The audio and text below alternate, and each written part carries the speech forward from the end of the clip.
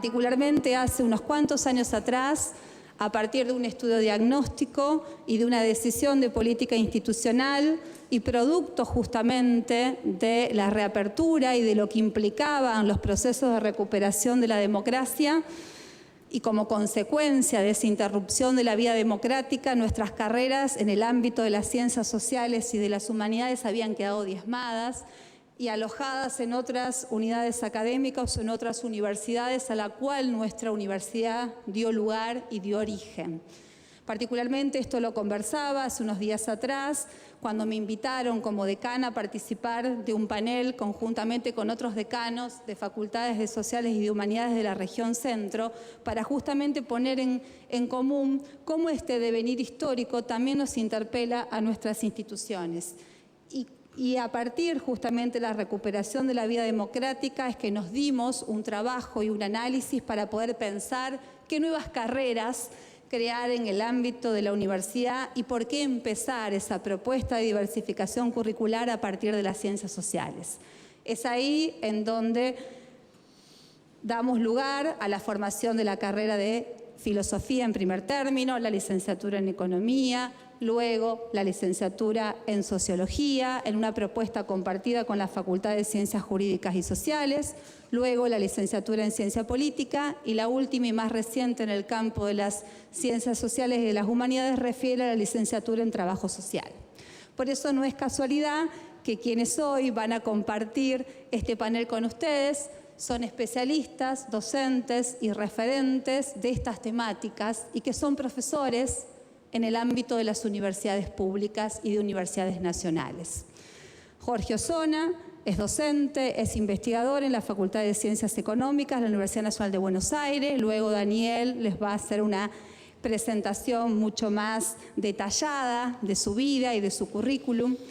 Daniela Soldano es docente de nuestra Universidad Nacional del Litoral de la carrera de Trabajo Social, pero antes de llegar al ámbito de la UNL tiene un recorrido muy interesante en otras universidades argentinas.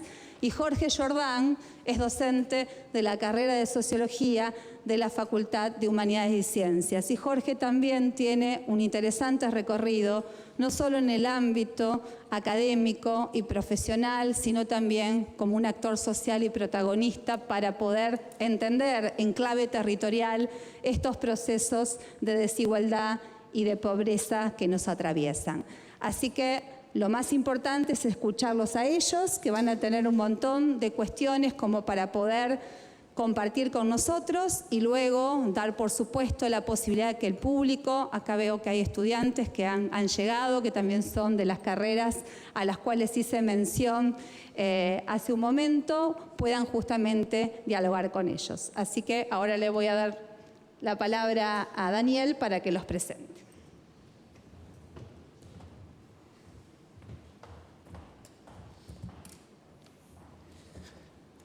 Buenas tardes. Bueno, muchas gracias por acompañarnos. Darles también la bienvenida a este panel que se denomina Democracia y Pobreza, que se enmarca en el ciclo de conferencias organizadas por la Universidad Nacional del Litoral en el marco de los 40 años de democracia.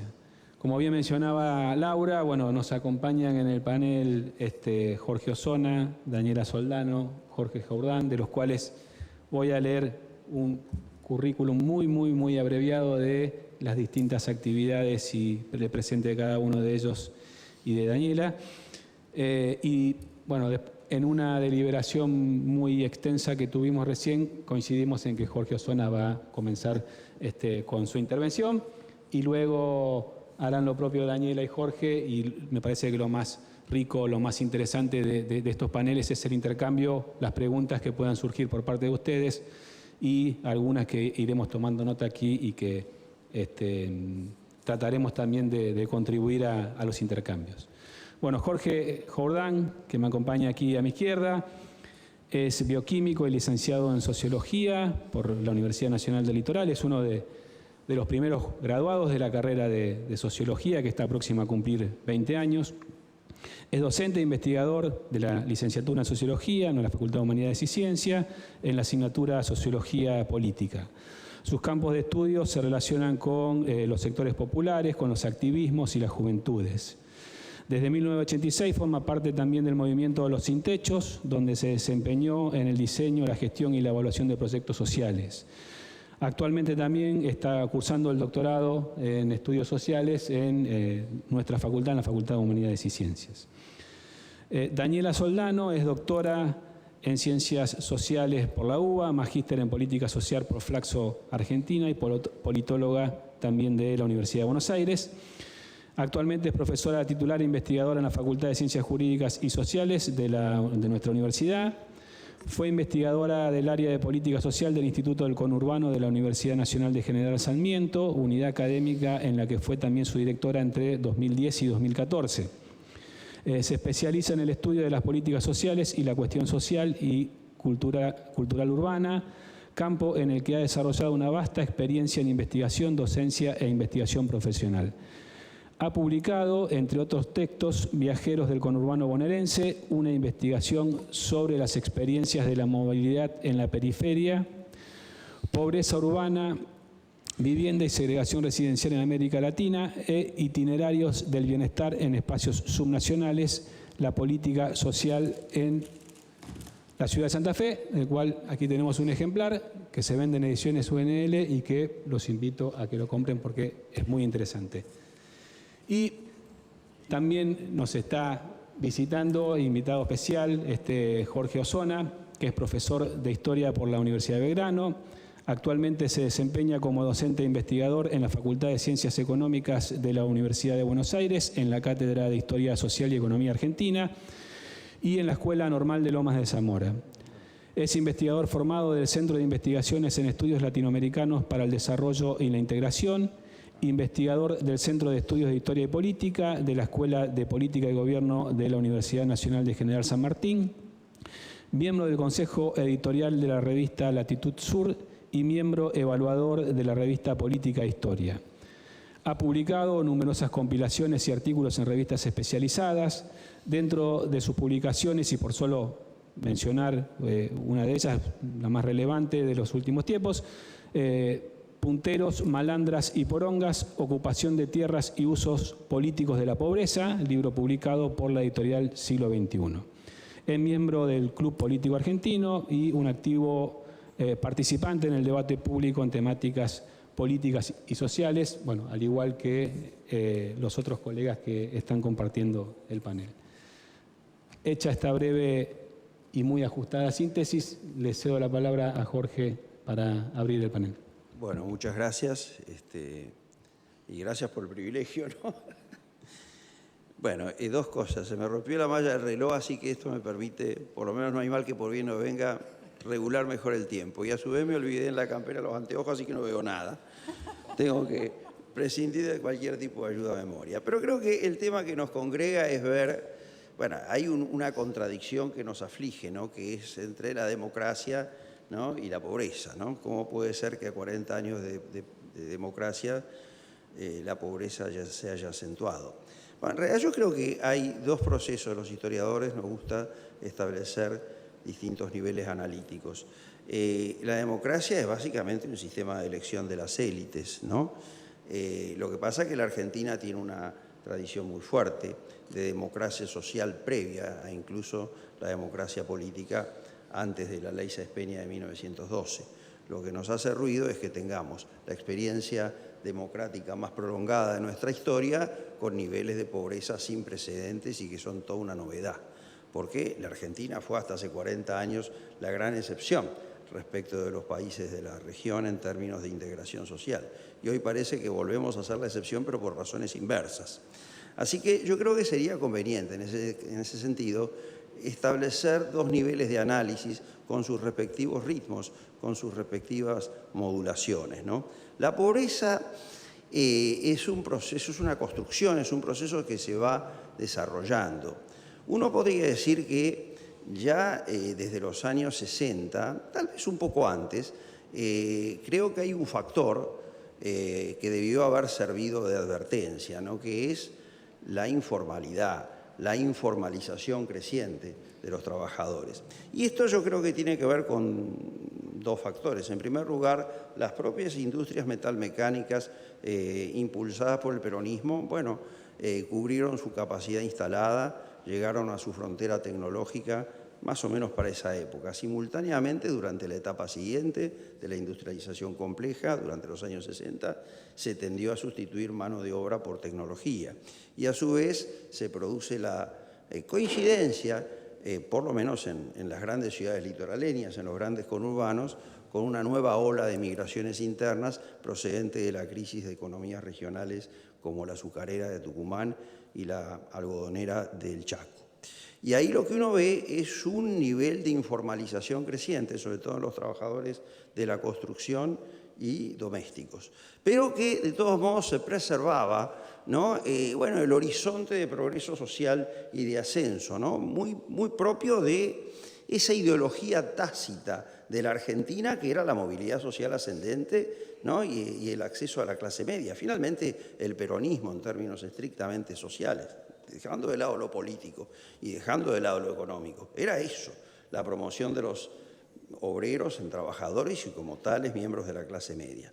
Bueno, eso empieza a desdibujarse en los años 60. Ahora, a partir de los 70 coincide con, bueno, el estancamiento económico, el quebranto fiscal del Estado, ¿no? La crisis de la industrialización protegida, también llamada sustitutiva de importaciones, y a partir de ese momento mucha gente que incluso viendo que sus salarios eran inferiores respecto de aquellas actividades cuentapropistas, ¿verdad? Que podían darle un mayor beneficio, dejan su trabajo, se desindicalizan y ahí empieza un proceso de reorganización social muy profundo que recién exhibe sus aristas más complicadas en los años 80. Y a eso vamos, cuando llegamos a ese punto vamos a hacer la articulación entre pobreza y democracia tal como la conocemos hoy. Hay dos hitos, creo, en ese sentido importantes, ¿no? Uno fue el famoso Rodrigazo, que inaugura la era de las grandes devaluaciones en la Argentina y que es correlativa justamente al quebranto fiscal del Estado. Y después otra, que generalmente no está mucho en el radar histórico, que son las grandes devaluaciones del año 1981, tras la política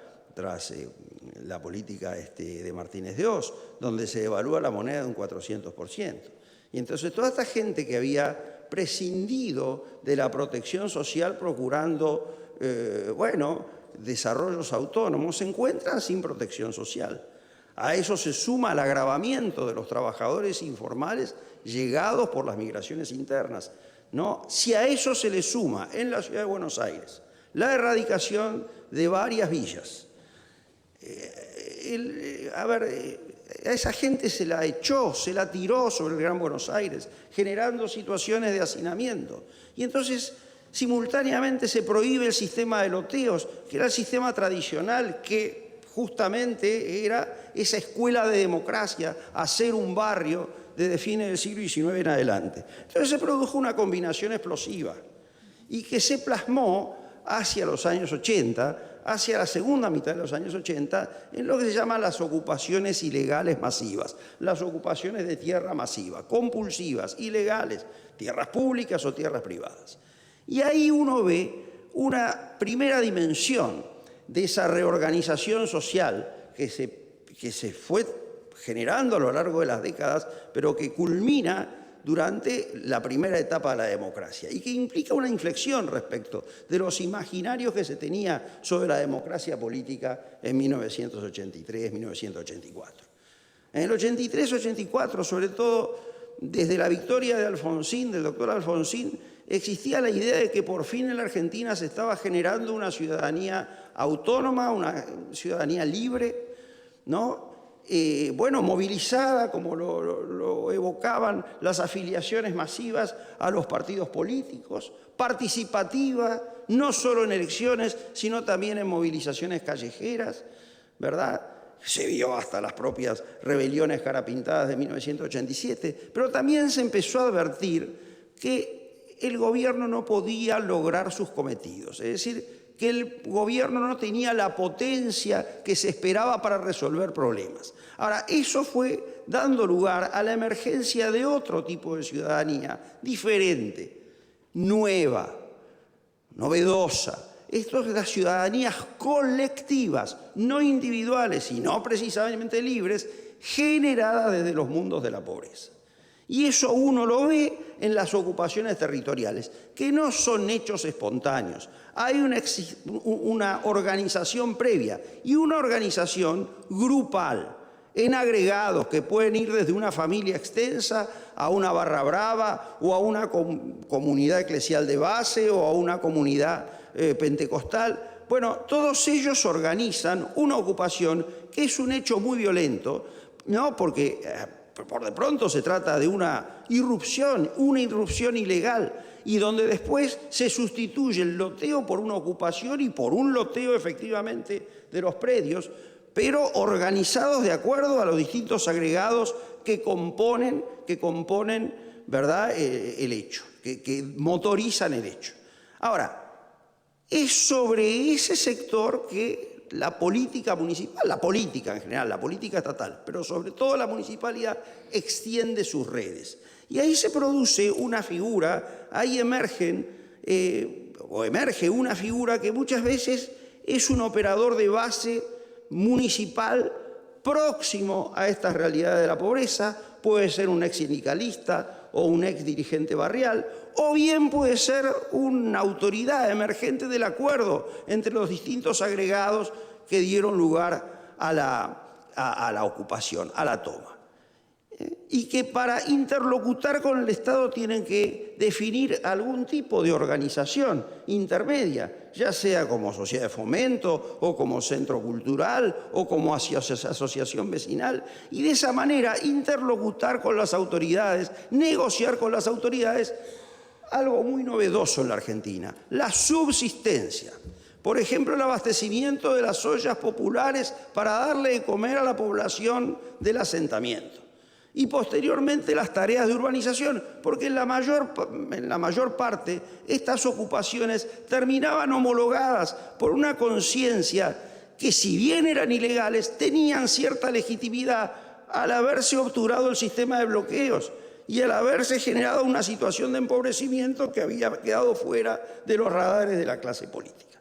Entonces acá estamos en presencia de una ciudadanía distinta, totalmente distinta a aquella, ¿no?, aquella utopizada un poco hacia principios de la década, hacia principios de la democracia, y donde emerge al frente de estos barrios y al frente de esas organizaciones lo que en la jerga barrial se denomina referente, y un referente que es el referente de la nueva comunidad barrial, del nuevo barrio, que incluso tiene que dominar el barrio de alguna manera, a veces con la fecha de la ocupación, otras veces con un santo, con una actividad dominante en la zona. Lo cierto es que, bueno, generalmente la traducción, ¿no?, que hace la clase media de estos referentes es la figura del puntero, ¿no? En los barrios populares, el poronga, el que manda. Es decir, el que manda convulsivamente. Y el que manda no de acuerdo a las leyes, sino a los denominados códigos, que son normatividades fácticas requeridas para un disciplinamiento mínimo de una situación de hecho, y donde los conflictos no son permanentes y recurrentes. Y sin una autoridad fuerte, la comunidad termina enredándose o termina fraccionándose en múltiples facciones. Bueno, esa es la autoridad del referente territorial. Puede ser, ¿no?, el resultado de una situación de hecho, o puede ser el resultado de la planificación previa de la ocupación en zonas hacinadas, en zonas, ¿verdad?, bueno, que habían sido objeto de esta suerte de olla a presión durante el régimen militar. Cuando llegamos a este punto estamos en condiciones de ver tal vez uno de los datos centrales de esta reorganización social, porque se desorganiza la sociedad industrial, pero se reorganiza la sociedad de la pobreza. Se reorganiza la sociedad de la pobreza, aunque se reorganiza definiendo territorios. Hay una célula, ¿verdad? Hay una unidad política que es el territorio. Digo, una unidad básica, iba a decir, pero es justamente todo lo contrario a la unidad básica peronista tradicional, que era una especie de, bueno, las unidades básicas peronistas siempre fueron algo así como una prolongación del Estado. Acá estamos en presencia de algo mucho más complejo que consiste, bueno, justamente en negociar con el Estado cómo se sobrevive en esa situación de precariedad, en esa situación de emergencia. Territorialización. Ahora, ¿qué es lo que se negocia? Se negocia políticas específicas, políticas alimentarias, sanitarias. Posteriormente, bueno, la urbanización a los efectos de evitar, ¿verdad?, que se tuguricen los barrios y que se conviertan en villamiserias. De ahí la denominación que aparentemente procede del obispo de Quilmes, Jorge Novak, asentamiento, ¿no?, que es una forma elegante de denominar villamiserias, pero que tienen esa particularidad, tratar de evitar los pasillos internos, que no obstante existen, pero mediante la delimitación de calles, de espacios públicos, de terrenos, etc. Así que ahí tenemos el segundo dato de esta reorganización social, la focalización, políticas alimentarias, políticas sanitarias, políticas específicas, barriales para urbanizar, todas ellas específicas. Una cosa totalmente diferente a las políticas públicas universales que habían caracterizado a la democracia hasta entonces. Y a eso tenemos que sumar otro dato más, que ya se advierte en los años 80, pero que se habrá de acentuar durante la siguiente, que es la tercerización. Finalmente, estados que no dan abasto para satisfacer las necesidades le confieren la administración de recursos a los referentes territoriales, que lo negocian a su vez con los referentes celulares de familias extendidas, todo lo que habíamos dicho que constituía la organización de la toma, ¿verdad? Tercerización. Eso ya se ve desde los años 80. Y uno ve incluso barrios, ¿verdad?, que tienen sus propios centros de abastecimiento alimenticios, sus propias salas de primeros auxilios, sus propias empresas de transporte cuando se trata de asentamientos muy grandes, con calles de tierra que hay que llevar a la gente a trabajar a las grandes arterias. Hoy, por supuesto, tenemos un caso de tercerización que nos conmueve, que es lo que pasó en el Chaco, pero esto ya se viene dando de los años 80, no de la mano de movimientos sociales, de organizaciones piqueteras, sino de organizaciones de base. Esas que hoy están pulverizadas y que constituye tal vez el dato más emblemático de los tiempos que corren y que se ve mucho en la ciudad de Rosario a raíz del narcotráfico. La pulverización de estas referencias, de estas unidades territoriales. Bueno, pensemos, ¿no?, en los Monos y en los Alvarado. Cuando finalmente se pelean y se matan entre ellos, bueno, se pulveriza y eso da lugar a esta situación de anomia. Con una gran diferencia del Gran Buenos Aires, ¿no?, que en el Gran Buenos Aires todavía el narcotráfico está dirigido por el Estado. Y esto me lleva, y con esto voy terminando, voy redondeando, a otro tema. A ver, los recursos públicos estatales no alcanzan. Además, hay una porción central, que esto forma parte de lo que yo he dado a denominar administración de la pobreza. Una porción que lejos de ir a parar a los necesitados va a parar a las organizaciones políticas. Intendencias, ¿no?, u organizaciones piqueteras. Básicamente esto tiene que ver con que la cooperativización de la pobreza ensayada a partir de los años 2000 fue, digamos, yo no sé cómo denominarlo en términos, pero fue un gran fracaso. Es decir, se creó cualquier cosa menos un cooperativismo social que blanqueara y regularizara la situación. Con lo que una porción sustancial de esos recursos, ahora que se necesitan más que nunca, va a parar a las cajas negras de la política. Con lo que uno se pregunta seriamente si en realidad existe hoy por hoy, a 40 años de democracia, una voluntad efectivamente de democratizar el país, de redemocratizarlo, de terminar con la pobreza, o si finalmente la pobreza es un hecho, si no deliberado, fáctico, ¿verdad?, que es un negocio para muchos actores yuxtapuestos, ¿no?, desde organizaciones sociales, intendencias, hasta los grandes gerentes, los grandes empresarios de la pobreza. Desde una banda delincuente, una banda de narcotráfico, o hasta las saladas el gran mercado central de productos fabricados en talleres clandestinos como la salada en Ingeniero Budge de Loma de Zamora, pero que después extiende sus saladitas en todo el país, algunas a través de filiales, ¿verdad?, en determinados barrios, otro a través de todo el negocio, de todos los manteros en las estaciones ferroviarias o en determinados centros neurálgicos. Entonces uno no sabe si finalmente esta pobreza administrada es congénita a esta democracia, porque además es una buena forma de escrutar voluntades políticas.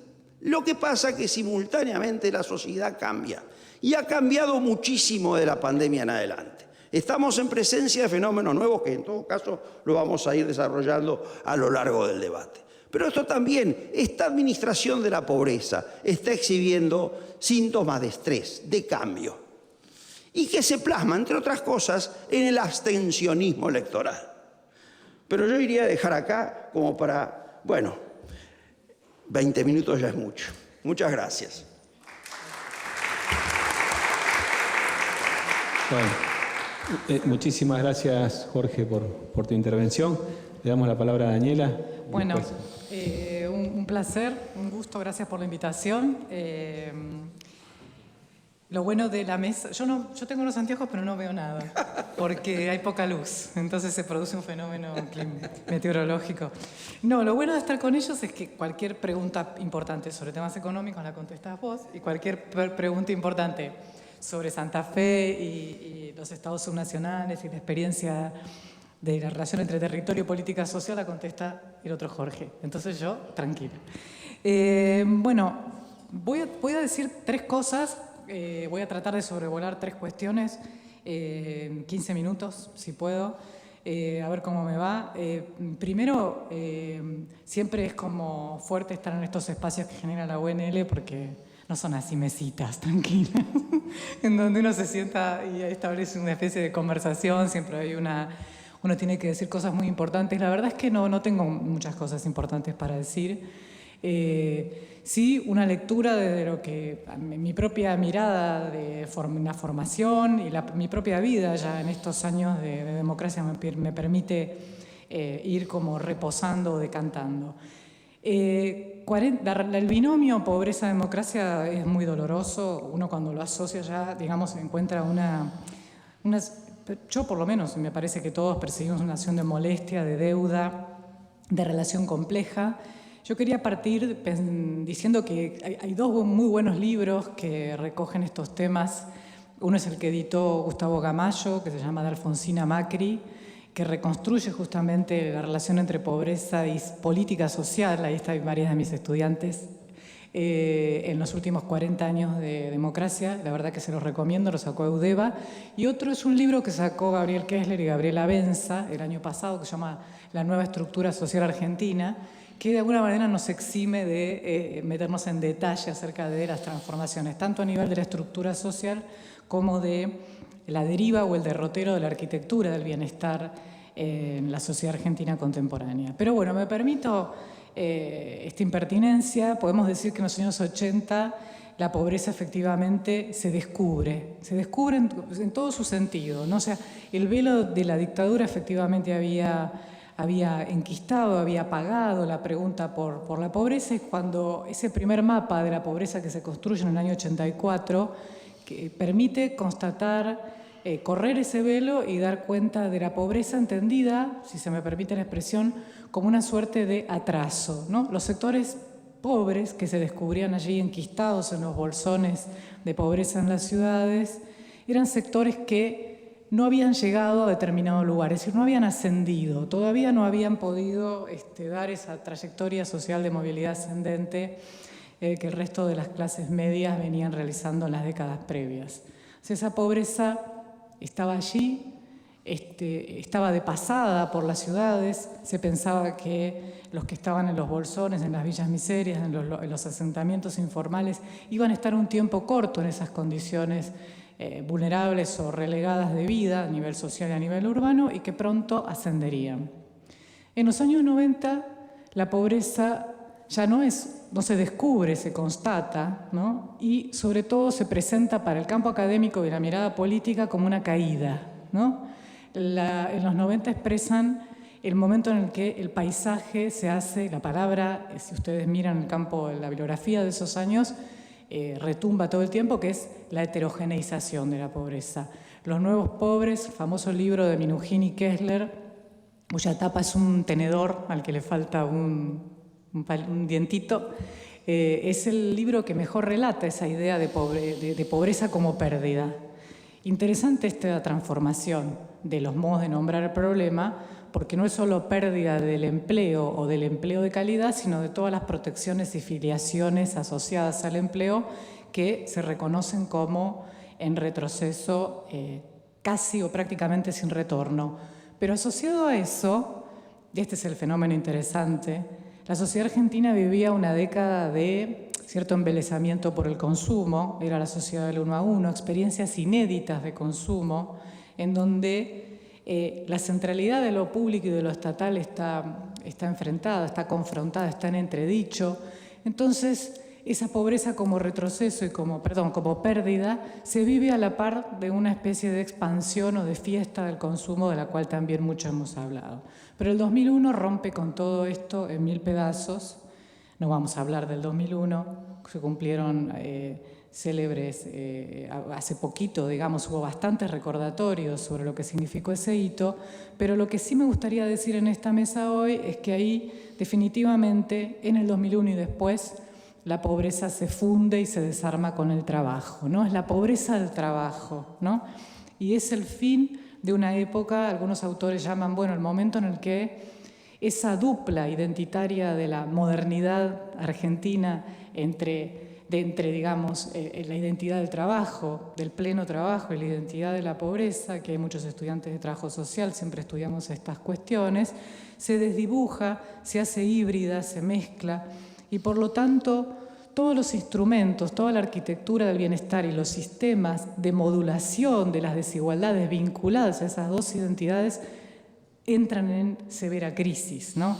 Vos decías recién, hoy la administración de la pobreza está completamente estallada, pero digamos que viene de lejos esta ineficiencia o esto que llamamos en general este desacople entre las formas de proteger y aquello que debe ser protegido, ¿no? Eso que debe ser protegido ya no es más lo que venía siendo históricamente, no es una pobreza enquistada, no es solamente una pobreza enquistada, solamente una pobreza estructural, es una pobreza de múltiples formas de aparecer. ¿Y qué podemos decir de las últimas 2 décadas? No podríamos detenernos demasiado, pero sí de un momento en el cual lo que se produce es un pasaje de, no es que la pobreza deja de retumbar y de existir, sino que se hace más compleja, pero que se instala en la sociedad argentina el problema de la desigualdad, las brechas de la desigualdad y una enorme fragmentación en las condiciones y modos de vida que se va enquistando y llegó para quedarse en una multiplicidad de integraciones parciales. Algunos autores llaman, una sociedad que se transformó en multiafiliatoria, ¿no? Si es que alguna vez fue monoafiliatoria, ¿no? Me refiero a si fue realmente, que es una pregunta muy interesante por ahí para discutir con ustedes, una sociedad igualitaria, ¿no? Una sociedad que cobijó bajo un estatuto único de ciudadanía a todos sus miembros. Sabemos en el ejercicio histórico y historiográfico que eso no fue tan así y que más bien fue una sociedad abierta, ¿no? Más que una sociedad integradora en condiciones de igualdad, una sociedad extremadamente corporativa, de un corporativismo muy estrecho, de particularismos, de intereses que muchas veces pusieron en tensión esa metáfora de ciudadanía igualitaria que supuestamente tuvimos y que supuestamente perdimos, ¿no? Digo, algo para discutir. Vos me vas avisando cuando me queden 5 minutos. En el segundo plano me parece importante plantear, hice una pequeña, ahí destrozando la deriva del problema de la pobreza como descubrimiento, la pobreza como caída y la pobreza generalizada. ¿Qué hicieron las políticas sociales al respecto en los últimos 40 años? Bueno, es destrozando severamente la discusión. Lo que podemos decir es que depende, ¿no? La respuesta es compleja. A mí siempre me gusta decir, acá de nuevo hay muchos estudiantes, que todas las afirmaciones cuando hablamos de política social son en gris, son en claroscuro, ¿no? siempre dan cuenta de polémicas, de debates abiertos. Incluso hoy te escuchaba recién el mismo proceso que vos acabas de describir, de la territorialización del poder, del faccionalismo, de la fuerza del territorio, podría ser leído aquí, incluso por cualquiera de nosotros, según el problema que ilumináramos, como una fuente de productividad política, ¿no? Y de producción de identidad y de una vida pública que no necesariamente conduce a más clientelismo o más subalternización. Digo, para discutir, ¿no? Siempre está esta idea de luces y sombras, ¿no? Pero bueno, ¿qué pasó con la política social? Depende. Los sistemas de protección se comportaron de modo muy diferentes. No tenemos tiempo. La salud, la educación, la seguridad social, se suele decir en este campo que son sistemas muy rígidos que respondieron de manera muy inelástica a la transformación de la estructura de riesgos. O sea, se habla de, un autor, Aldo Isuani, habla de rígidos bien durables, ¿no? Es decir, una protección que no se acopla a la nueva estructura de riesgos. Y en materia de asistencia, que ahí sí podríamos hablar toda la tarde, que es, lo que hemos visto es el derrotero de la utilización de instrumentos muy poco inteligentes para dar cuenta de la magnitud y la heterogeneidad del problema. O hablaste de la focalización, efectivamente una focalización muy boba, una focalización minimalista que terminó, digamos, descomponiendo, desarmando problemas sociales cada vez más complejos en dispositivos, formas de instrumentación e implementación súper costosos que implicaron endeudamiento que no pagamos, es decir, un verdadero desastre durante más de 2 décadas, ¿no? Y lo que hoy existe en la actualidad, y digamos que la pandemia puso como un borde, ¿no? Hay que ver qué pasa en la pospandemia, no sé, son los programas de transferencia de ingresos condicionados que supuestamente vinieron a reemplazar las rigideces de la focalización, pero que trajeron otros problemas. Para nombrar solo uno, la fragmentación de la lógica de la seguridad social hacia una lógica no contributiva, ¿no? Que eso construye ciudadanos no contributivos, infraciudadanos o como los quieran llamar, ¿no? Entonces ahí tenemos un segundo plano, que es que, y vos usaste esa expresión, yo la voy a usar en otro sentido. Lo que está pasando es, si miramos la relación entre pobreza y democracia hoy, es que el problema de la pobreza está fuera del radar de la política social. Ese es el problema. Y a nadie realmente, y en este año en el que tendríamos que estar discutiendo qué hacer con el problema, no parece estar ocurriéndose nada demasiado novedoso a ninguno en relación a qué hacer frente a este problema, a este paisaje tan complejo. Y para cerrar, me quedan unos minutos. En esta primera intervención quiero decir que el escenario hoy podría estar como organizado en función de algunas estrategias que se están planteando. Por un lado, pasar de la idea de redes de seguridad de ingreso a una lógica de renta básica. Esto lo dejó planteado el IFE, lo dejó planteado los instrumentos que se utilizaron en tiempo récord con instrumentos de relevamiento récord en la pandemia, pero que encontraron un límite evidente a poco de andar cuando empezaron a hacerse las preguntas necesarias para pasar de un sistema de redes de seguridad de ingreso a un sistema de renta básica, que es cómo lograr una reforma impositiva verdaderamente seria que plantea un giro copernicano, ¿no? En la distribución de la riqueza en Argentina. Hasta ahí llegó, la discusión y se esfumó. La segunda entrada al problema podría ser la de crear empleo. Efectivamente hay discusiones sobre cómo crear empleo que supere empleo, y ahí entramos en si es empleo privado, si es autoempleo, si es el empleo que produce la economía social, solidaria y popular, si eso implica un modelo de economía mixta, es decir, no precisamente anticapitalista, sino capitalista en el mejor de los sentidos, con una relación fértil, con un Estado fuerte, con un Estado potente. Esto supone, y por eso me parece interesante discutir con mis compañeros de aquí en la mesa, revisar el modelo de desarrollo, si es que ese modelo de desarrollo existe, porque existe. Y hoy dimos clase y mis estudiantes me decían cosas que nosotros les enseñamos. La política social es la variable dependiente del modelo de acumulación. Entonces la pregunta, o del modelo de crecimiento. Bien, ¿cuál es hoy el modelo de crecimiento? ¿Quién se está haciendo esa pregunta? Porque la cuestión es que la política social es siempre la variable dependiente. según un planteo marxista, ¿no? Permitámonos la licencia de la... Perfecto. ¿Cuál es ese modelo? ¿Qué modelo viene siendo? ¿Qué modelo está siendo? ¿Qué esperar de ese modelo, ¿no? Y esto, y con esto me callo, reenvía la respuesta a múltiples planos de los cuales yo no podría decir nada, excepto a uno, que es al de construir y aportar a una mejora sustancial en las políticas públicas que efectivamente hacemos y en las instituciones de bienestar que tenemos que producir para moderar este nivel de incertidumbre. Es decir, la pregunta es, ¿qué políticas públicas podemos desarrollar en este contexto, con esto que tenemos, con este mapa de actores, con este mapa de desigualdades, para contrarrestar trayectorias de acumulación de desventajas que pesan sobre las personas después de 40 años de desventajas acumuladas? Y yo siempre digo, no solamente desde el punto de vista territorial, sino desde el punto de vista temporal.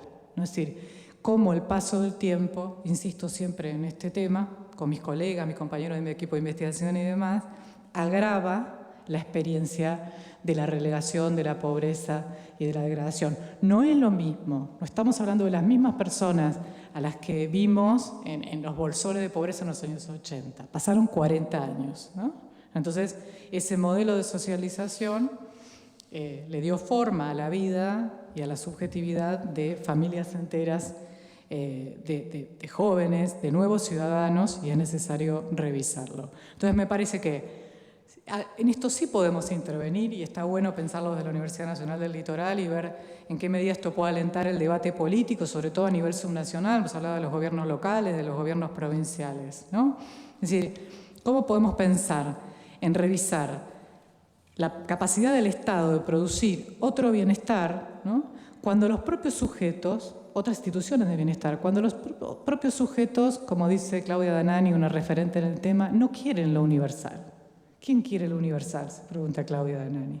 ¿Quién está dispuesto a pelear por lo común, por lo que es de todos, y a plantearlo como un objeto de reivindicación?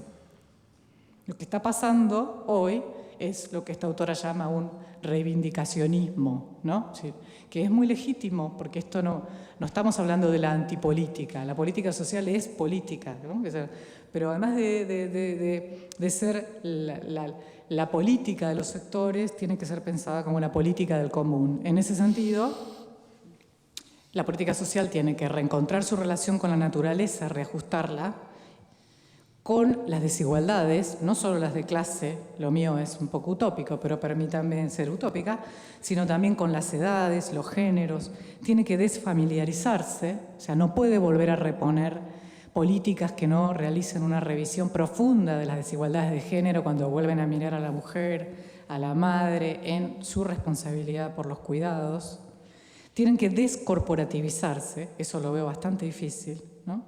Y desclientelizarse, ¿no? Y me parece que ahí sí existe la posibilidad de pensar o de abrir alguna ventana un poco más esperanzada de pensar un Estado más cercano, más inteligente y más responsable respecto del problema sobre el cual tienen que intervenir. Bueno, cierro acá por ahora. Gracias.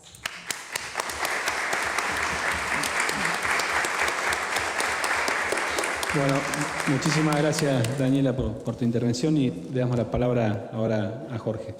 Gracias. Muchas gracias por la invitación. Me parece una importante y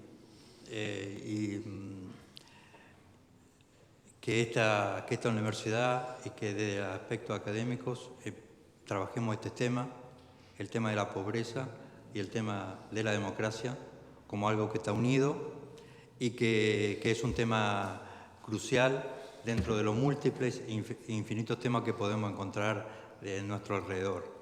Pero que la pobreza, la universidad y un poco la facultad un poco lo tome como un tema importante para no olvidarlo y para debatirlo en este tema, en este año que cumplimos 40 años de democracia, y también que Santa Fe está cumpliendo 450 años de su fundación, que nos sirvan estos tiempos simbólicos para pensar mejor la sociedad donde vivimos. Y un poco mi mirada va a ser un poco distinta a la de Jorge y a la de Daniela. Lo voy a hacer más bien centrado en Santa Fe, una mirada más local, a pesar de sin caer en un ombliguismo, pero sí para tratar de entender cómo esta democracia hoy puede responder un poco más y construir lo que promete de una forma más concreta, ya que eso nos permite un poco ser más concreto en cuanto a la mirada mía, también del aspecto académico y del aspecto un poco de ser participante de una organización que en cierta forma hemos transitado estos últimos 40 años con la democracia de una forma libre, que la democracia ha permitido trabajar, nos ha permitido trabajar libremente, y que es también un valor que tenemos que en cierta forma reconocer, que en otro contexto ningún trabajo social y ningún debate, inclusive como este, se hubiese podido hacer.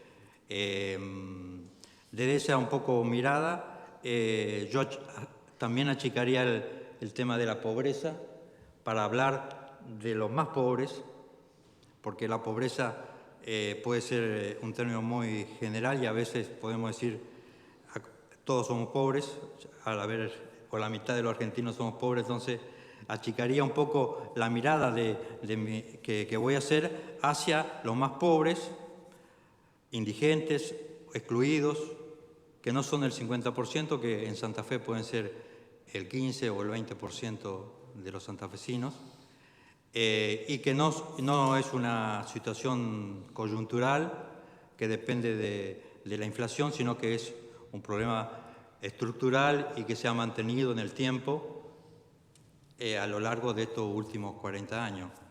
Y que si hay una deuda que la democracia tiene, tenemos que empezar por mirar fundamentalmente también a ellos,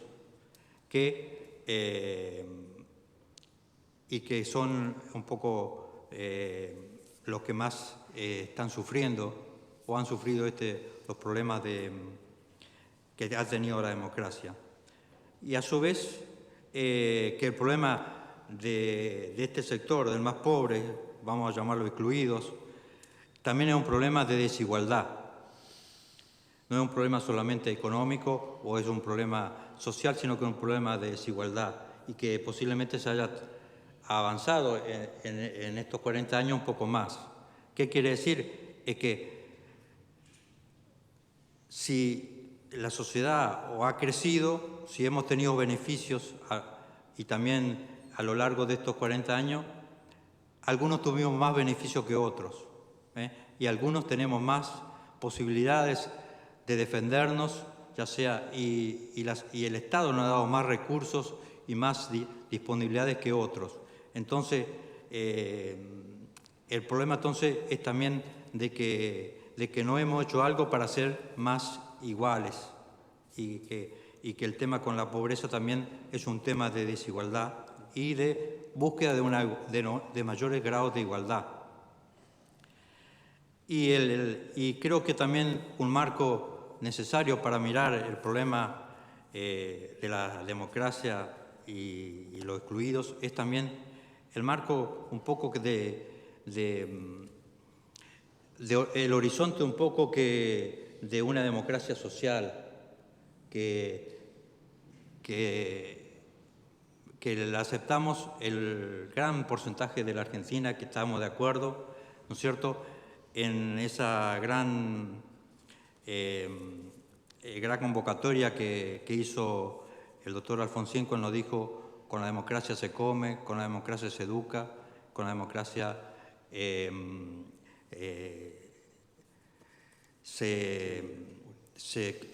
educa, se cura.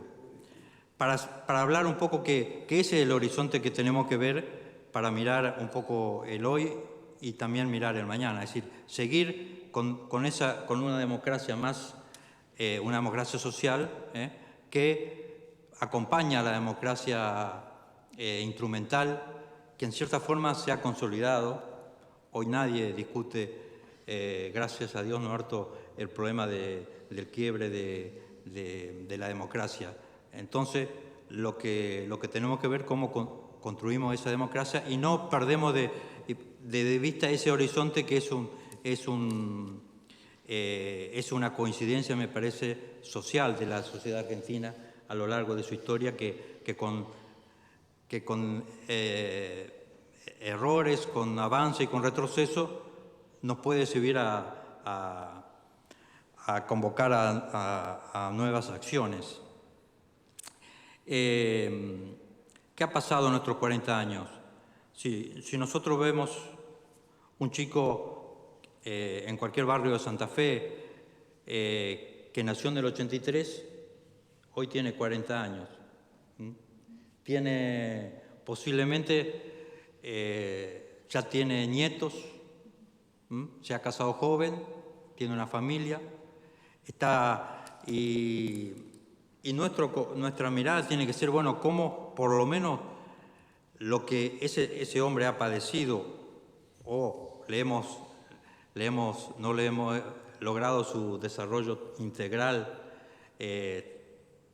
a él por lo menos le tenemos que pensar cómo mejoramos y no seguimos que sus hijos y sus nietos también sufran lo que sufrió él.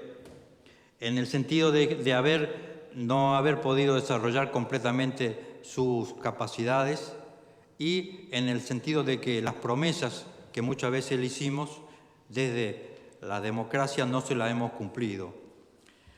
Y para eso voy a mirar un poco unas ventanas para ser más específico de Santa Fe y a ver con una perspectiva de poder solucionar o de poder decir, bueno, hay posibilidad de resolver algunos problemas o por lo menos empezar a pensarlo de una forma más seria. El problema de la alimentación, que es aquellos que no alcanzan a cubrir sus necesidades de alimentación. Las políticas un poco públicas han sido, después del 2001, las que más se han preocupado y tenemos una cultura un poco popular y social de las copas de leche, de los comedores en las escuelas. Hay, digamos, una inversión que de alguna forma fue aumentándose desde el 2001 en adelante y que organizaciones civiles, la Iglesia lo cubre. Aún así, hay un porcentaje de esos planes ayudan, pero no dan la seguridad alimentaria. Que hoy en Santa Fe los indigentes son más o menos, en el último censo del INDEC, eran 33.000 familias, 33.000 personas, unas 10.000 familias, que no alcanzan hoy al costo de abril, eran casi 100.000 pesos el costo de una canasta básica de alimentos para alimentar 4 personas, 2 adultos y dos menores. La democracia un poco le ha dado un ingreso a través de la asignación universal a las familias, que ha sido uno de los avances que ha tenido esta familia, y una respuesta del Estado de una forma más sistemática, pero que esos ingresos más otros ingresos directos que tiene a través de tarjetas alcanzan a 50.000 pesos más o menos hoy en Santa Fe. Es decir, que una familia de 4 personas estaría faltándole unos 50.000 pesos para dejar de ser indigentes y de cubrir la alimentación que corresponde o que indica un poco equilibradamente la canasta básica de alimentos, que es una canasta bastante equilibrada. Y eso, entonces, si la pobreza cero no puede ser, es una meta bastante utópica, sí es posible una indigencia cero en en Santa Fe, por lo menos. Eso se podría hacer con un ingreso que acompaña a los ingresos de la tarjeta de la asignación universal para cubrir esa brecha y poder llegar a identificar esa familia y darle un ingreso que alcance a llegar a la familia, que hoy serían unos 50.000 pesos por familia, por 4 personas. Para darle una idea, hoy la provincia de Santa Fe está subsidiando a través de la tarjeta, a través de la tarjeta de alimentación, no de la tarjeta, sino de la, ¿cómo es? La tarjeta alimentar. No, sí, no. A todas las personas que tenemos ¿cómo que se llama? La única, tarjeta única. No, la billetera Santa Fe, perdón, me olvidé. La billetera Santa Fe nos está subsidiando a cada uno de los que tenemos tarjetas 5.000 pesos, más si somos dos adultos podemos tener hasta 10.000 pesos de subsidios reales de alimentación. Es decir, solamente a cualquier sector y de cualquier consumo. Para decir que Santa Fe es una provincia que tiene recursos y que hay que pensar si queremos tener una respuesta al problema de la alimentación, es que sigan los planes como siguen ahora, pero que darle una seguridad, que la alimentación es una inseguridad básica que condiciona todo el funcionamiento de una familia, de la madre, de los chicos, es decir, no saber qué se va a comer a la mañana, no saber qué se va a comer al mediodía,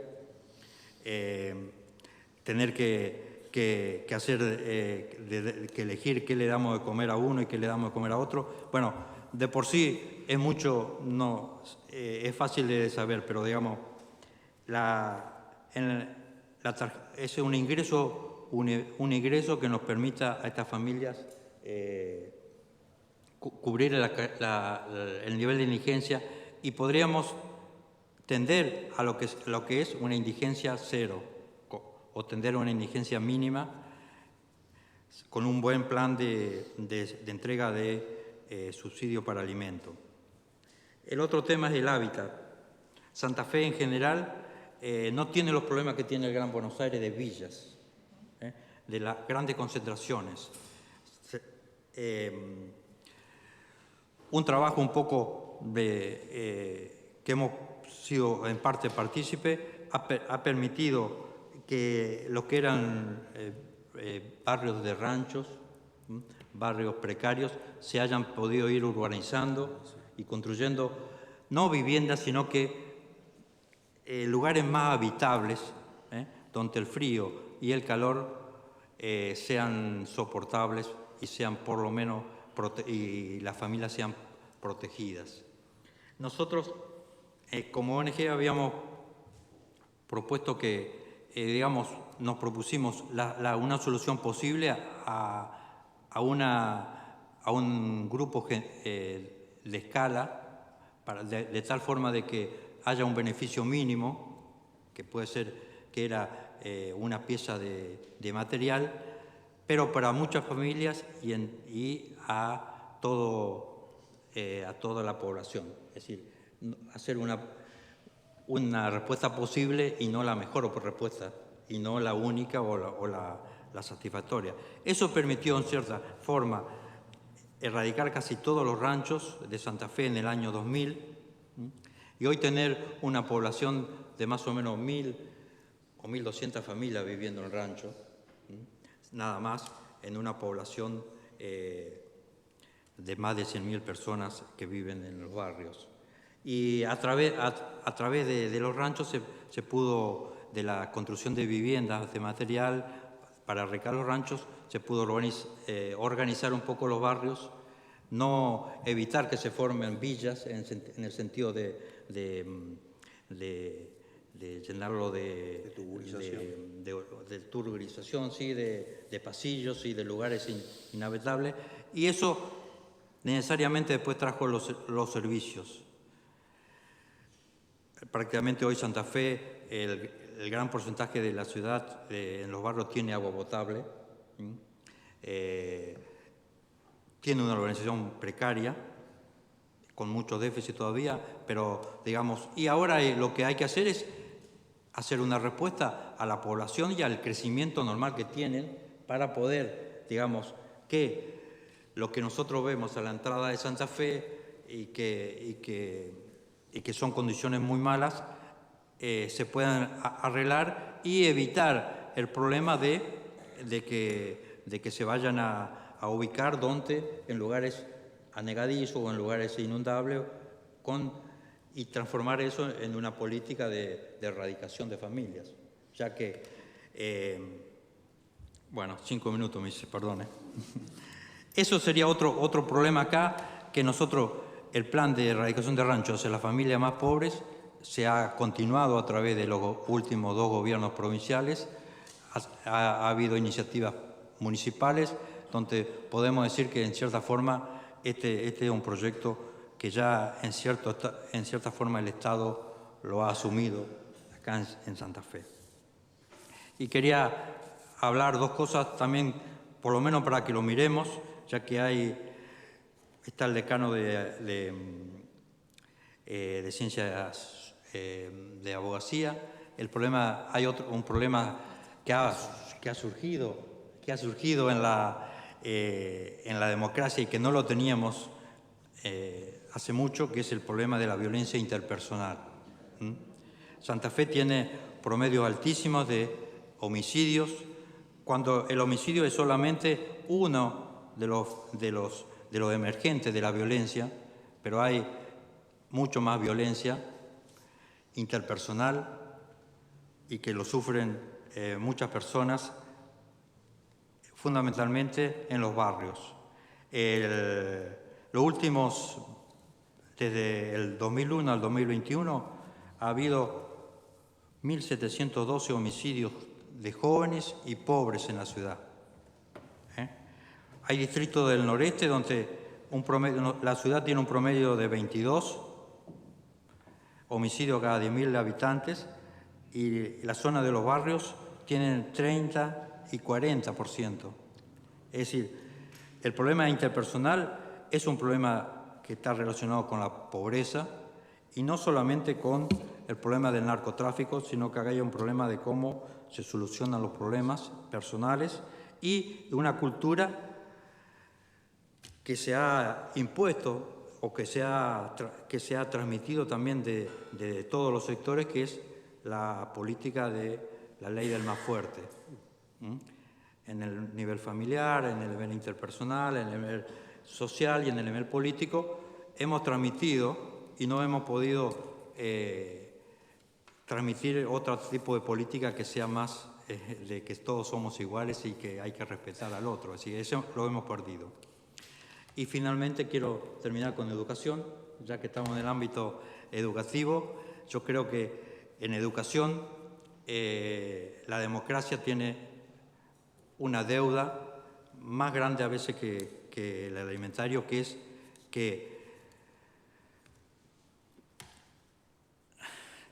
que hoy los chicos pobres en Santa Fe llegan al 7º grado, llevan con bajos niveles de lectura y escritura solamente. Es decir, en la escuela, no es que no está la escuela, está la inversión, pero tiene una mala, ha dejado de educar y eso no pasa en todos los niveles, pasa en los barrios. Entonces, la estructura educativa está pensando en una globalidad, en los índices generales, y cuando se dice, bueno, el 50% o el 40% de los chicos de 3er grado no entienden el texto que leen, en los barrios eso es el 80%. Cuando decimos el 50% de los jóvenes no van a la escuela secundaria, en los barrios eso es el 80%. Entonces, el problema educativo es distinto si lo vemos sectorizado en la pobreza. Y que la democracia, ¿no es cierto?, no haya podido o esté perdiendo la capacidad de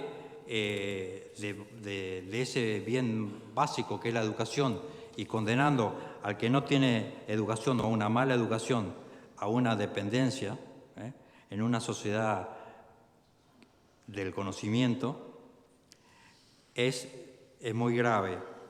Y entonces, ¿qué es lo que tenemos que mirar? Yo creo que es por qué el sistema educativo sigue instrumentando políticas educativas que con este resultado que tenemos, que un chico termina el séptimo grado con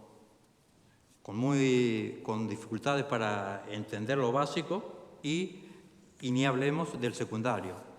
Aún así, nosotros hicimos una experiencia o acompañamos una experiencia del gobierno provincial, por ejemplo, que es el proyecto Volver a Estudiar, que se hizo un proyecto de educación secundaria de forma virtual y hemos tenido muy buena respuesta para inscribirse con todas las dificultades que puede tener. Y este año, por ejemplo, abrimos 4 aulas de un EMPA secundario y lo hicimos para mujeres y tuvimos 150 inscriptas. Hoy hay 4 aulas funcionando con un promedio de 30 a 40 mujeres queriendo aprender el secundario, o aprendiendo el secundario con un sistema escolar especial que es el EMPA, digamos, para decir que no es problema de que no se quieren educar, sino que estamos fallando en la convocatoria y en la metodología para poder transmitir lo básico que es tener un nivel mínimo de educativo y de ahí aspirar a más. Bueno, me queda la parte de salud, ¿no es cierto? Pero creo que la salud ha sido posiblemente el servicio o el beneficio que más desigual se ha transformado en estos últimos 40 años.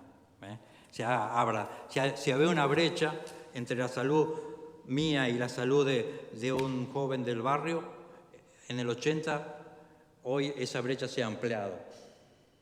Y a su vez, lo que antes decíamos, o en el 80 se discutía o se planificaba, que era la salud, la atención primaria de salud, ha perdido un poco protagonismo en la política de salud. Entonces, lo básico, que es la atención cercana a su gente, adecuada, se ha perdido y el Estado no lo ha sabido mantener a lo largo de estos años. A pesar de que tenemos una facultad que gracias en lo último tiene 400, 500 alumnos por año que ingresan, es un tema que hay que pensarlo, y cómo los recursos de salud que tenemos pueden mejorar la salud en los barrios. Y no me quiero olvidar de la parte académica, ya que estamos en esta facultad y soy profesor, que en cierta forma, si miramos la trayectoria de los 80 hasta ahora, ha perdido un poco el interés, el estudio de la pobreza en los jóvenes, que es un problema grave si queremos pensar para el futuro. Yo hablo de la sociología, por ejemplo. Los trabajos de sociología de los chicos que se repiten, que se reciben, muy poco tienen una relación con el problema social, con los problemas de la pobreza. No es que hay un desentendimiento, no hay egoísmo, no es. Es decir, como un clima de época donde lo social y la justicia y la equidad social ha perdido un poco protagonismo. Eso es un problema porque aquí se forman dirigentes, aquí se forman los futuros dirigentes, para pensar el problema de la pobreza y poder darle una respuesta un poco más amplia. Eso es mi opinión y es de nuestra, que es para discutir también y para ver dónde están las raíces de estos problemas, en un contexto general que sabemos que hay de individualización y de preocupación un poco por muchos problemas y por problemas también individuales y no grupales, pero que tenemos que hacer un esfuerzo para seguir manteniendo esas metas sociales desde la educación y desde instituciones intelectuales que posiblemente tengan más libertad que a veces que el Estado para proponer y para pensar y para ser motores de políticas o de iniciativas. Gracias. Bueno, muchas gracias, Jorge. Las tres exposiciones me gustaron mucho. Si ahora voy a dar la palabra si alguno quiere hacer alguna intervención y demás, pero me permito también, y dado que estoy coordinando el panel, hacer alguna pequeña, o identificar algún pequeño hilo conductor que apareció en las tres presentaciones, ¿no? La primera presentación de Jorge me llamó mucho cuando se refiere al tema de los referentes, esta idea de referentes que garantizan una normatividad fáctica para un disciplinamiento de hecho para negociar la subsistencia en el territorio, ¿no? Y Jorge hace una pregunta al final de su intervención que dice, ¿existe una voluntad política de terminar con la pobreza? La idea de pobreza administrada y la idea de cooperativización de la pobreza, diferenciándola del cooperativismo social, obviamente, ¿no?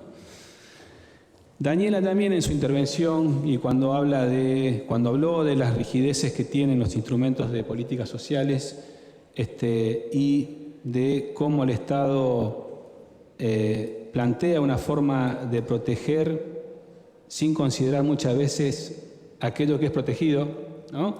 Y también no hace una pregunta, pero sí hace una afirmación muy fuerte en su intervención que dice el problema de la pobreza está fuera del radar de la política, ¿no? Y Jorge también en su intervención, en su última intervención, cuando analizaba el caso de la ciudad de Santa Fe, dio un ejemplo concreto de cómo se podría tender a minimizar la indigencia en Santa Fe con una política de transferencia concreta, que es complementar lo que llega del Estado Nacional con fondos provinciales. Y tuvo un lapsus cuando se quería referir a la billetera Santa Fe. Que la billetera Santa Fe, Jorge, es un monedero virtual que está subsidiado por la provincia. Que nos subsidia a todos por igual, obviamente, ¿no? 5.000 pesos a cada uno de los que estamos acá, 10.000 pesos a cada una de las familias, y que uno dice, bueno, hay ingresos para pensar esa minimización de la indigencia que pensaba Jorge. Y la pregunta ahí es, ¿hay voluntad política de pensar esos ingresos que hoy son universales y que nos benefician a todos por igual para aquellos que más lo necesitan? Entonces, me gustaría una breve reflexión en términos, en este sentido, ¿no? De lo que planteaba Jorge, de si existe una voluntad política de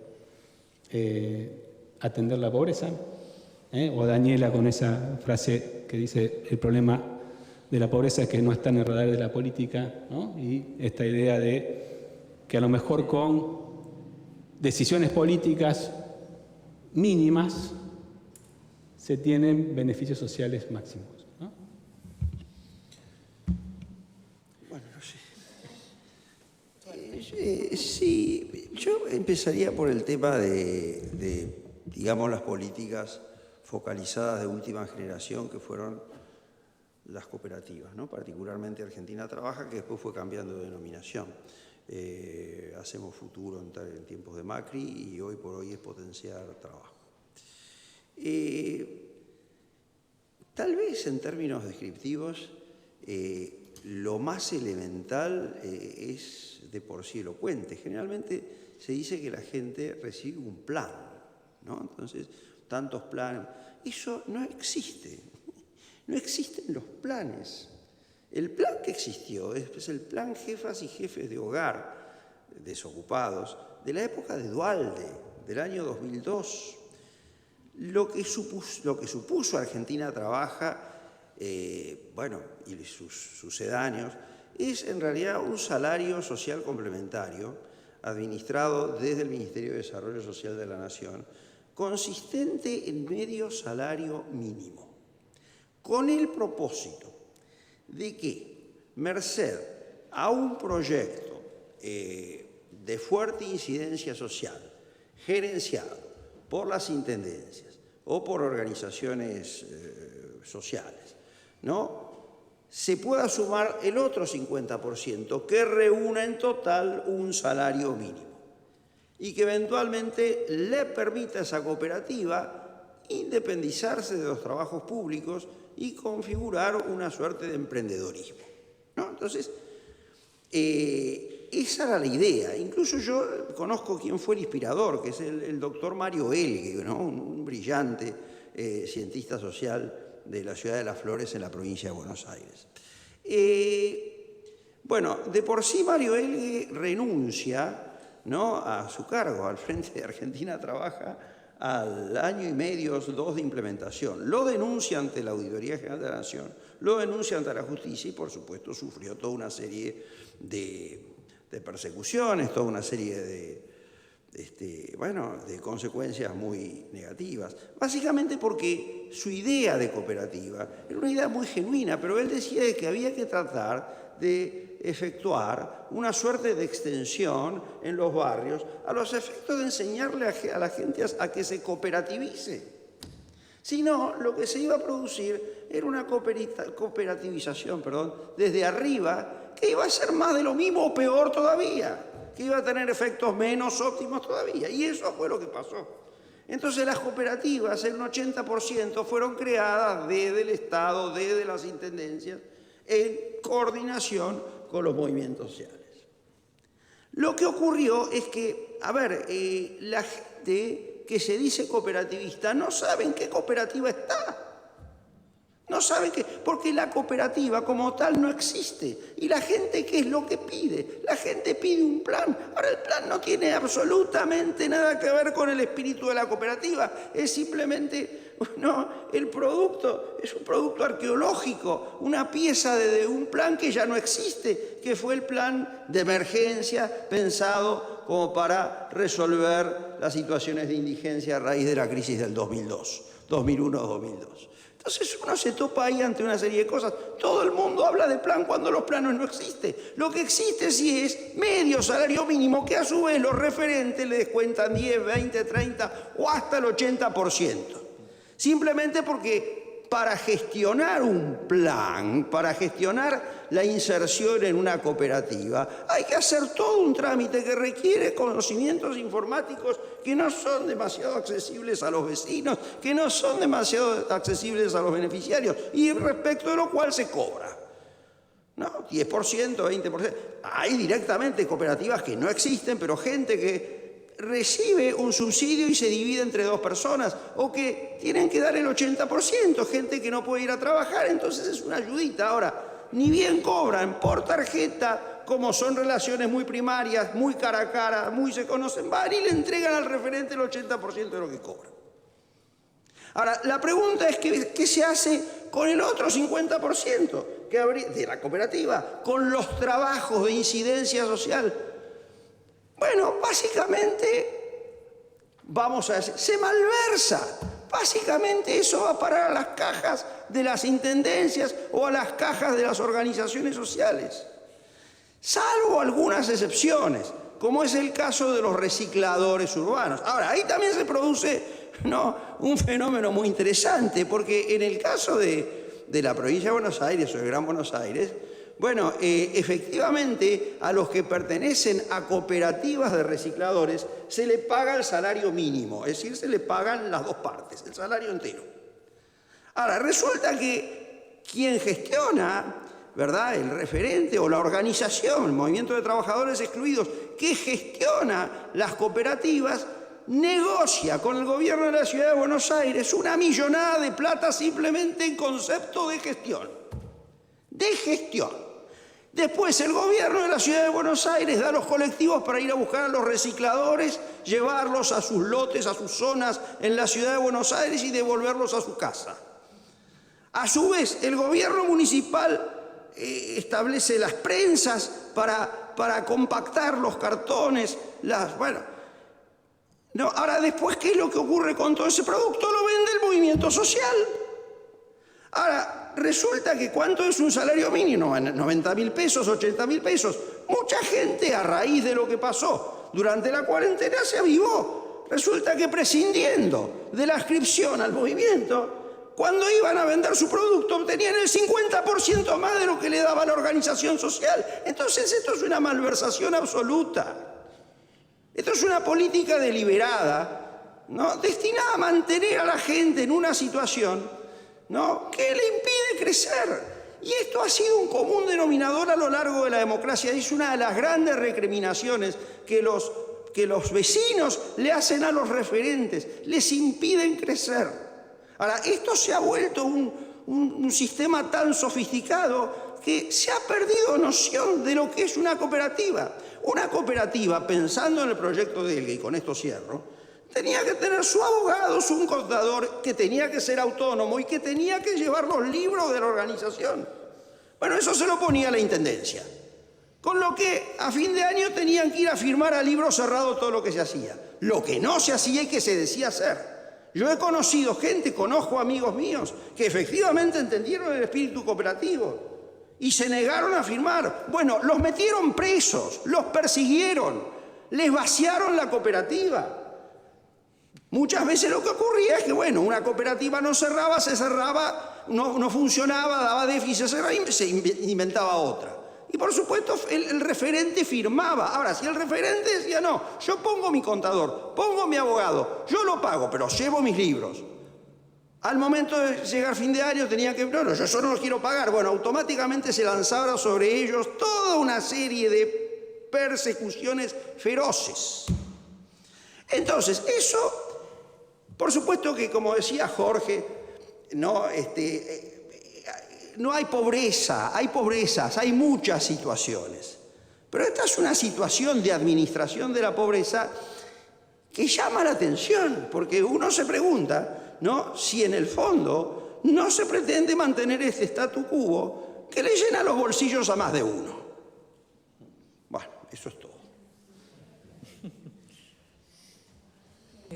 Bueno, a ver, brevemente, en relación a tu pregunta, y por la hora, yo creo que cuando yo dije que el problema de la pobreza está fuera del radar de la política social, estoy convencida de eso. Tiene que ver con lo que está fuera del radar, es el motor causal, multicausal de esas pobrezas heterogéneas, masivas, y las respuestas son respuestas. Aquí hay un colega, Diego, que habla del astigmatismo estatal, y a mí me parece una excelente idea. Es decir, ven mal el problema, ¿no? Es decir, pensar que la magnitud del problema y la escala del problema de la pobreza tiene que ver con transferencias monetarias de baja, porque no son transferencias que suponen resolver el problema, sino que mantienen a la gente. Y de nuevo, son fundamentales, ¿eh? Yo siempre que hablo de estos temas digo, no se les ocurra tocar ni la guacha, ni ninguno. A ver, no es broma. Digamos, hay gente que necesita eso verdaderamente. Entonces, estamos discutiendo cómo mejorar esto, no estamos discutiendo que se corte, ¿no? Como cualquier transferencia. Son, como yo siempre digo, ayudas tiradas desde la altura de un avión, ¿no? O sea, bueno, son como a una distancia, sí, que desconoce las características locales, el color local, y sobre todo desconoce algo, quizá no fui del todo clara, ahora insisto, todas las mediaciones que suponen las políticas públicas. Parece un tema aburridísimo, pero sin políticas públicas no hay buen Estado, no hay buena democracia, no hay ejercicio de una ciudadanía democrática. Y creo que a nadie le interesa hacer buenas políticas públicas, nadie tiene tiempo para hacer buenas políticas públicas, para producir buenos sistemas de información, para robustecer las capacidades estatales de monitoreo, de evaluación. No existe esa discusión, y sin esa discusión la cosa no avanza. Cada nuevo ciclo político no es que echa por tierra lo que hizo el otro, eso también es medio un verso. Se queda con lo bueno, porque tampoco nadie come vidrio, desarma las exigencias, las pretensiones y tiene poco tiempo para hacer buenas políticas públicas. En ese sentido, y retomo con algo que conecto con lo que planteaba Jorge, Santa Fe, como planteamos en ese libro, Itinerarios del Bienestar, de descarga directa, gratuita, no hace falta comprarlo, hacen clic y lo bajan, justamente lo que plantea desde nuestro proyecto de investigación es que la provincia de Santa Fe y la ciudad de Santa Fe se movieron con un margen de maniobra y una capacidad de respuesta y de actuación diferente a la escala nacional. Esto es lo que quiero decir. Una cosa es explicar la historia de la relación entre la pobreza y la democracia desde el nivel nacional y las transferencias del nivel central, y luego otra pensar el nivel subnacional. Llama la atención en ese libro como cuando el país, por ejemplo, estaba en pleno proceso de reformas estructurales y el movimiento de privatización, Santa Fe pegó un giro hacia un modelo distinto, un patrón de producción de políticas públicas distinto en plenos años 90, y cómo la ciudad también tiene hitos y marcas propias, la inundación, la trama asociativa de la cual vos formás parte, como el movimiento de los sin techo y otros actores. Entonces, ¿es Santa Fe reflejo de lo que pasa en el conurbano? No, de ninguna manera. Es necesario pensar el país de otra manera. Es que si no, estamos siempre construyendo, a eso voy con lo de fuera de radar, respuestas con instrumentos o que están a una altura, digamos, que desconocen las mediaciones necesarias y que tienen que ver, bueno, con el sistema federal, con la lógica de la coparticipación, el problema del financiamiento, etcétera, etcétera. Entonces yo creo que si recuperamos el problema de la escala, para ponerlo a favor de construcción de políticas públicas mejores, por ejemplo, el problema alimentario en la ciudad de Santa Fe, estoy totalmente convencida, se podría resolver. Pero no solo por esa transferencia que levante la indigencia, sino por conectar con cadenas cortas de comercialización productos digamos, agroecológicos, no decimos orgánicos, pero que están acá nomás, cuando sabemos que está desabastecido ese cordón, que hay expertas, bueno, otras colegas que trabajan estos temas. Entonces digo, ¿por qué no pensar desde aquí soluciones más inteligentes y políticamente más comprometidas? Por ejemplo, en relación al propio entorno, en relación con la naturaleza, la producción de alimentos, ¿no? Digo, por hablar de esa cuestión nomás, bueno, me callo. Y digo, y así con todo. Me parece que lo que podríamos poner en el debate es algo que nosotros discutimos mucho en el equipo de investigación, que es el tema del acceso. El acceso a las políticas sociales, a los sistemas de políticas sociales que ocurren en territorios situados y en momentos situados. Esa escuela de la que vos hablás, ese centro de salud del que vos hablás, ese jardín municipal que tenemos en la ciudad, esos efectores de políticas, bueno, ¿cómo están abiertos a la ciudadanía? ¿Cómo son usados por la ciudadanía? Hay un margen de trabajo ahí que podría ayudarnos a componer una explicación de la pobreza más allá de sus emergentes más agudos, como puede ser la necesidad de tener una transferencia de 25.000 pesos, 30.000 pesos, ¿sí? A eso me refería, no sé si fui claro.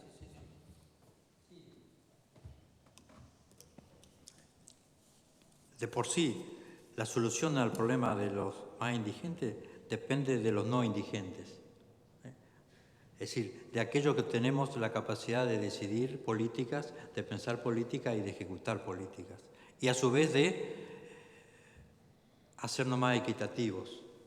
Es decir, ¿por qué? ¿Qué pasa con un gobierno? Tiene, y más en las condiciones que tenemos, responde a las necesidades de todos, pero responde más a las necesidades de los que más tienen poder y más están organizados y más tienen influencia y eso en general en los pobres, no en Buenos Aires, sino acá. Los pobres no tienen esa capacidad de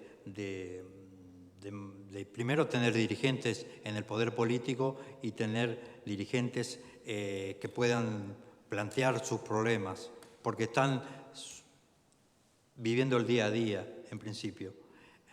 Y aquellos que pedimos políticas y que pedimos a los dirigentes, a las autoridades, beneficios, a veces nos olvidamos, pedimos más de lo que necesitamos y pedimos más. Entonces, para hacer una sociedad más equitativa, algunos tenemos que pedir menos o conformarnos con lo que tenemos a costa de los beneficios de los otros. En cuanto por eso decimos que la política un poco, o los cambios de la democracia hacia los pobres, a los más pobres, depende de los no pobres, porque ellos son los que ocupan el poder y esos son los que ocupan las decisiones políticas.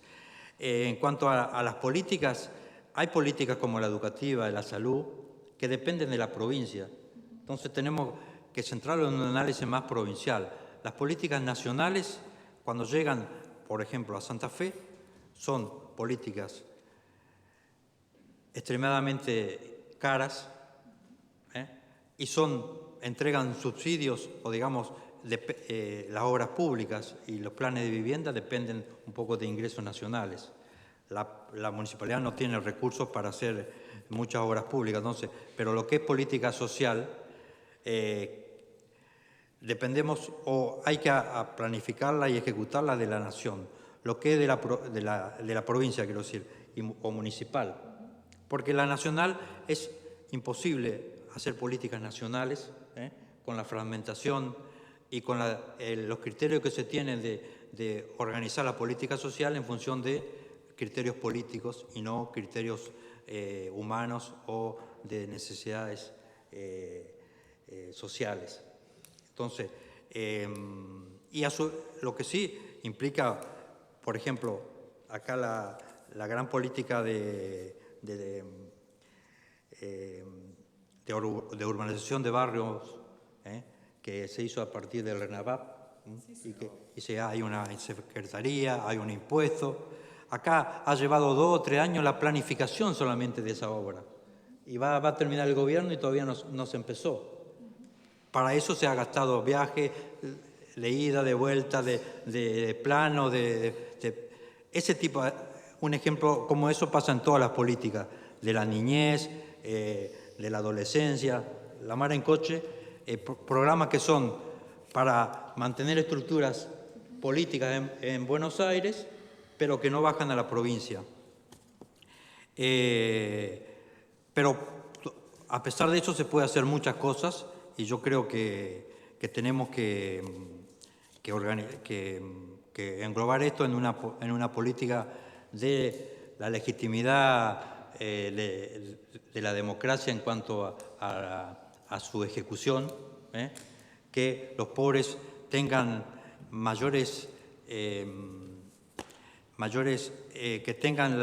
que vean a la democracia que le responde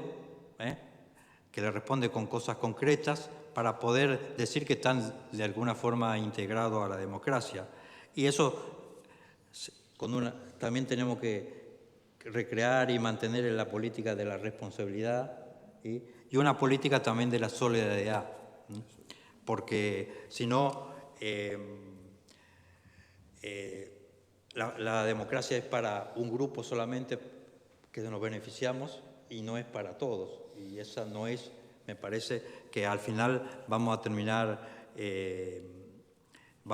mal todos, porque así como usted dice que digamos el problema del conurbano influye en toda la política nacional, en cuanto y es un factor hoy de una problemática nacional.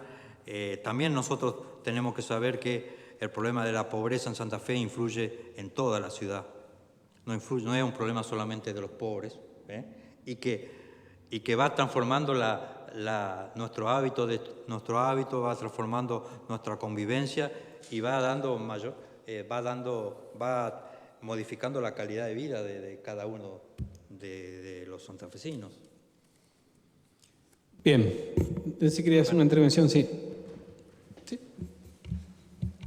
Adelante.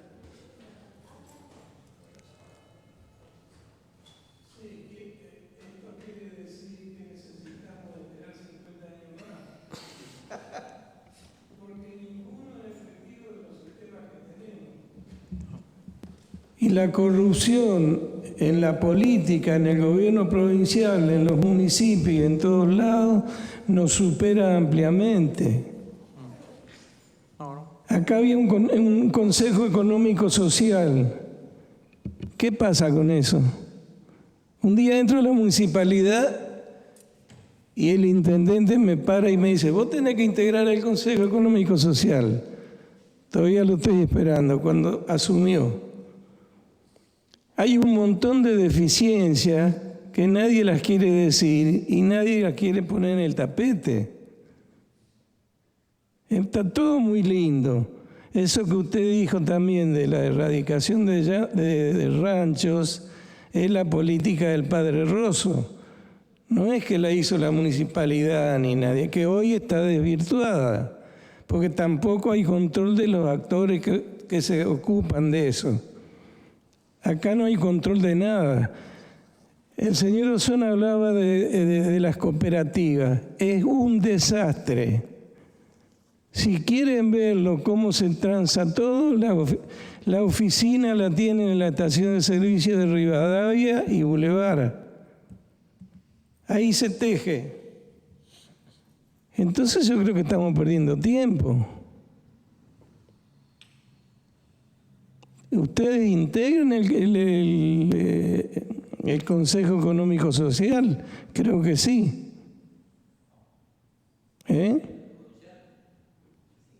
Sí, de la provincia, de la municipalidad.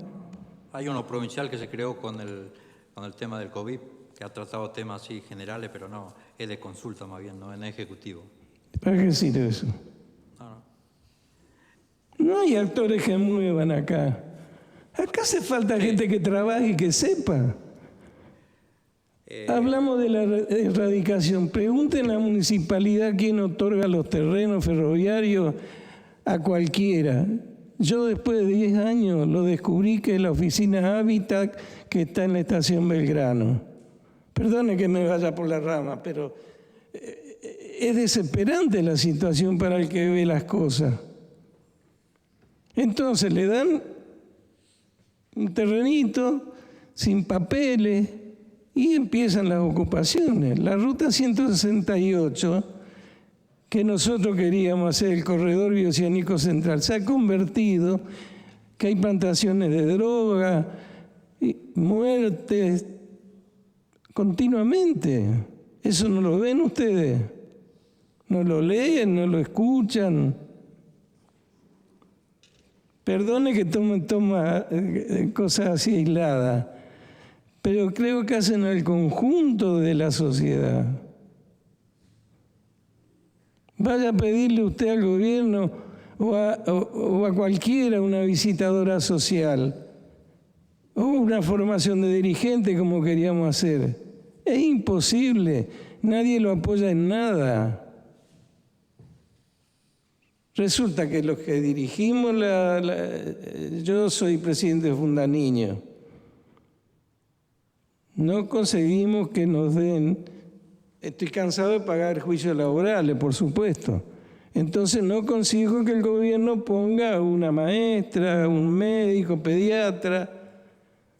Nosotros teníamos 25 personas. Disculpen que cuente las cosas personales. Todo juicio. ¿Cómo es posible? A mí en la empresa me la aguanto, tengo juicios laborales, pero en una fundación, y en eso los diputados no lo saben.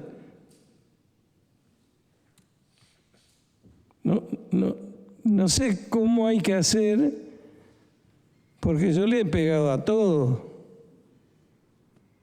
Faría, cuando era ministro, sabía y iba a la fundación. La señora Bifarello, que murió, también. Ahora, el otro día nos ofrecen un crédito de 10 millones de pesos. Oh, dice, si tenemos plata en desarrollo social. ¿Y qué hay que hacer? Y un proyecto, el proyecto lo tenemos. No, pues tiene que ser antes que nos echen. Cosas así que dan vergüenza. Está muy lindo, por eso no entendía lo del señor Jordán que dijo que iba a crear algo o estaba en perspectiva de algo.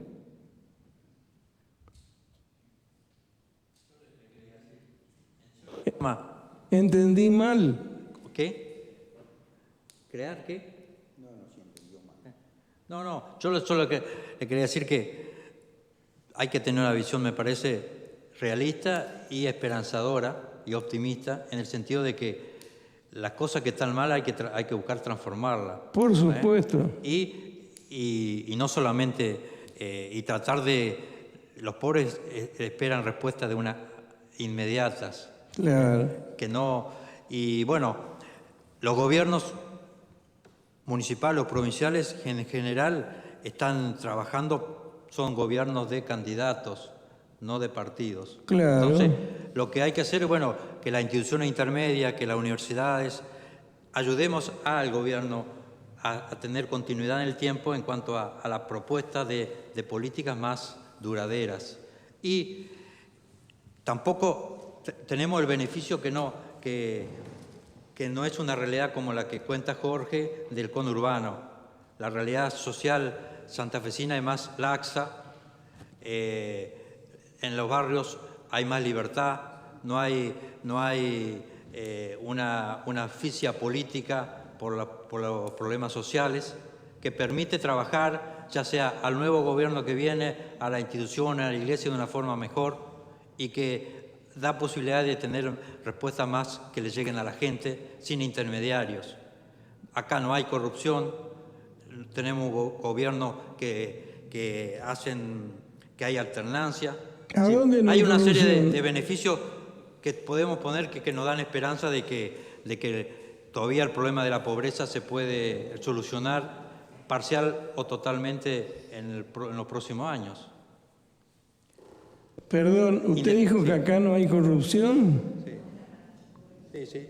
Yo creo que no tenemos gobiernos que han tenido problemas de corrupción, ni a nivel provincial ni municipal, por lo menos públicamente. Le damos la palabra aquí a un compañero como Está bien, último, públicamente. como último interventor. Hemos pasado ya más de 2 horas de que estamos aquí intercambiando. Bueno, buenas tardes. Mi nombre es Nicolás Perot. Y por ahí quería hacer un aporte ya de cierre en otro sentido. En lo personal formo parte de la Facultad de Ciencias Jurídicas y Sociales, del programa de extensión de Economía Social y del Observatorio también de Economía Social. Y en esta oportunidad, aparte de los canales institucionales, la invitación me llegó por la mesa del diálogo porque también formo parte de la Pastoral Social Arquidiocesana de la Iglesia Católica. Y en ese sentido, la verdad que la situación quizás sí no es la mejor, quizás sí los números son alarmantes, pero en lo personal trabajo desde hace muchos años, desde hace más de 10 años, en extensión, en investigación desde hace un poco menos, en política también desde distintos sectores y en esta oportunidad también desde el vínculo con la Iglesia. Y la verdad que si yo no tendría esperanza de que todo esto puede cambiar, no estaría acá sentado. Me parece que el hecho de que estemos hoy acá generando este debate, generando este espacio, entendiéndolo como una deuda de la democracia, es ya de por sí un hecho de que somos muchos lo que entendemos que es necesario repensar las políticas públicas. Y en ese sentido me parece que de por sí esto es un puntapié inicial o un espacio para seguir dando estos debates y para seguir trabajando hacia un futuro que entiendo puede ser mucho mejor, y puede ser mucho mejor si nosotros hacemos que sea mucho mejor, porque no hay soluciones mágicas. Claramente todo esto requiere de muchos procesos, como fue todo un proceso llegar hasta acá,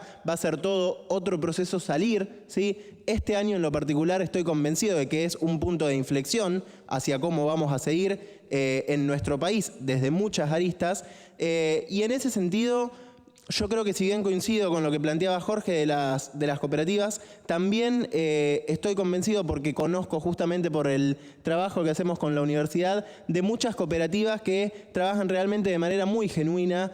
Las políticas públicas obviamente no los acompañan, o son muy pocas las que los acompañan, son políticas públicas aisladas que no tienen ni siquiera coordinación con distintos ministerios, ni hablar con otros niveles de gobierno, y me parece que ahí está todo lo que nosotros tenemos que trabajar y todo lo que tenemos por construir, basándonos en la situación de hoy, en lo que ya está, en lo bueno que podemos seguir potenciando, con los objetivos, no sé si de indigencia cero, porque quizás es medio utópico, pero sí de trabajar en acciones concretas para día a día tratar de estar un poco más mejor de lo que estamos hoy. Así que bueno, sin extenderme, desde ya que a disposición para seguir charlando y a disposición con los distintos espacios que formo parte, el programa, el observatorio y la pastoral de la Iglesia, para continuar en este camino, no solamente de diálogo, sino también de trabajo concreto. Muchas gracias.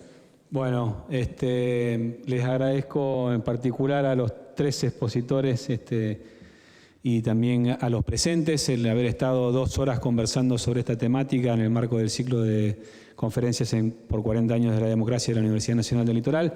Así que bueno, gracias a Daniela, a Jorge y cerramos con un aplauso.